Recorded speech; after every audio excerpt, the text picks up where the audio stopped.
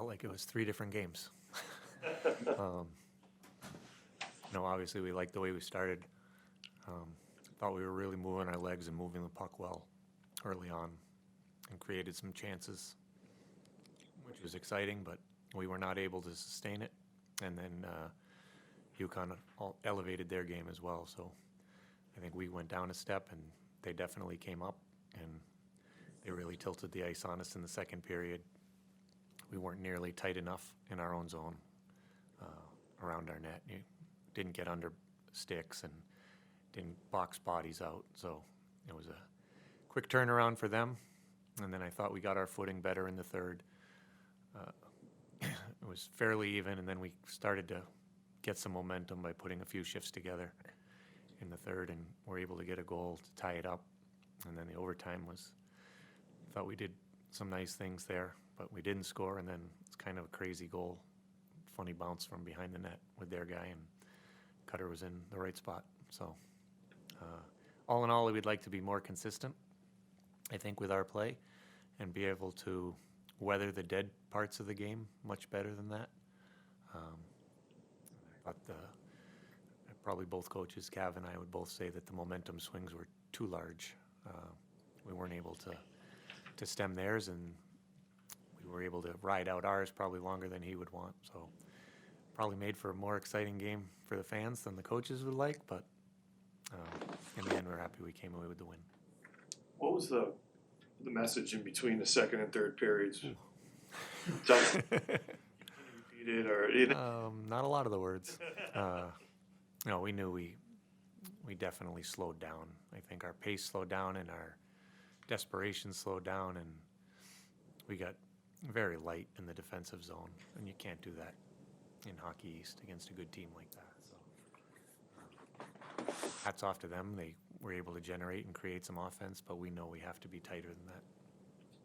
About 2 weeks ago, you mentioned that Ryan Leonard was going to have the floodgates open for him, and he scored 5 goals in his last 5 games. What can you say about his improvement as the season's gone on in this hot streak he's on right now? Yeah, I mean, he had great chances in the first 5 games. The puck just didn't go in, so we knew it was going to come if he keeps creating chances like that. So we're glad to see that they started to go in, and of course that builds confidence for him. But he was playing well the whole season. It was just a matter of time. Eamon was saying that you guys might have left your goalie out to dry at some point. But on the other end, maybe that Jacob did not have the start that he wanted. But the fact that he came back so strongly and with key saves in the third, what does it say about his character? Yeah, his maturity and his mental makeup is beyond his 18 years. Like he really stays calm in the net no matter what's happening. He's got a great disposition. He doesn't get too excited if he makes a couple big saves, and doesn't get rattled if one gets by him that he doesn't like. So we the staff have been very impressed with how he handles himself in game. I think it seemed every time and it hasn't been many, but let's say the 2 or 3 times he let in a goal that he probably wanted back, his response was outstanding, and he really played well after that. He's given us a chance to win in every game. This is more of a specific question, but up in the press box, we were both noting how Will Vogt's physicality has grown drastically throughout the season. And as a small guy, he's pushing up against guys like Matthew Wood and those 6'4" guys, whatever. What can you say about his physical development as a player since coming in? I just think he adjusted to college hockey. He's got a great brain for the game, and I think as he's thinking his way around the ice, he's able to use his leverage very well in physical confrontations.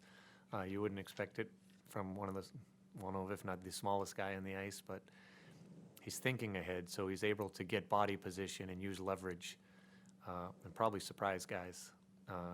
The play he made on Fort's goal was outstanding, where he used his body to kind of win the lane, take the puck, and made a great pass out to Fortescue. So he's impressed us with his hockey intelligence the whole season, and he's able to use that and get inside on guys much bigger than him.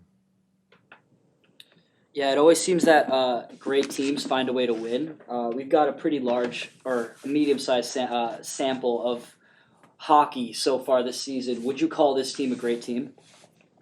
Not yet. No. We do some things very well, but we're going to have to be a much more complete team if we're going to get into the category of, even being very good. I think right now we're good at making some plays, but our whole game is not where it needs to be if we're going to have success, continued success going forward. This game contained a lot of excitement going back and forth. How do you kind of get all the players together and clear their minds for tomorrow? Yeah, we've had a few back-to-back weekends now in a row, so they know the drill. I think the mood in the locker room, I'm very happy with the win, but we know that we have to clean up some parts of our game. So I suspect and expect that they'll be completely focused tomorrow. We know it's another great challenge against a very good hockey team. Okay. All right, thank you. Thanks, guys.